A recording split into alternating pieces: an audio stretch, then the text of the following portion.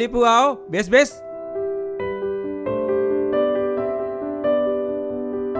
ઘણા દિવસે દેખાણો, ક્યાં ખોવાઈ ગયો તો? ખોવાઈ હું નથી ગયો, ખોવાઈ તું ગયો તો. એટલે તો તને ઘરે મળવા આવ્યો. નથી વોટ્સએપ પર જવાબ દેતો, નથી ફોન ઉપાડતો. મને એમ કે તું ઉકલી ગયો કે શું? અરે હું એમ નહીં ઉકલી જાઉં. હું જઈશ ને તો તને સાથે લેતો જઈશ. એ બેટા, આ તું શું કરસ? કાકા, કચરોને એઠવાડ ડબ્બામાં નાખું છું. ભીનો અને સૂકો કચરો એક જ ડબ્બામાં નાખસ? તો પછી કયા ડબ્બામાં નાખું? આ ભીનો અને સૂકો કચરો એ તો સમજાવો. ભીના કચરા માટે લીલા કલરનો અને સૂકા કચરા માટે વાદળી કલરનો ડસ્ટબિન આવે છે.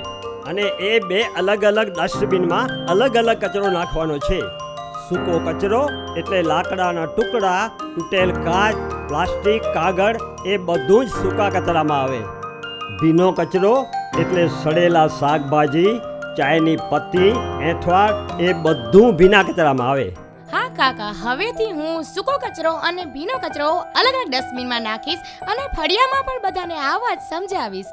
અરે વાહ દીકરી વાહ. વાહ દીકરી વાહ. શું હજી તારા ઉપરથી સ્વચ્છતાનો ભૂત ઉતર્યો નથી? અને એ ઉતરવાનો નથી. ચાલ હવે હોટલની ગરમ ચા પીવડાવીને તને ઠંડો કરું, એટલે તારા ઉપરથી સ્વચ્છતાનો ભૂત ઉતરી જાય. સ્વચ્છતાનું ભૂત હવે મારા ઉપરથી નહીં ઉતરે હો.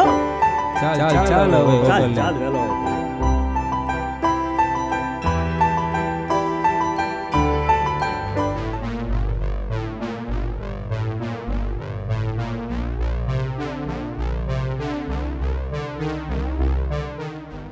એ ભાઈ, આ બધું શું કરો છો? આ અહીંયા નથી નાખવાનું, આ અહીંયા ડસ્ટબિનમાં નાખવાનું છે. આ બધું અહીંયા નીચે નથી ભગાવવાનું.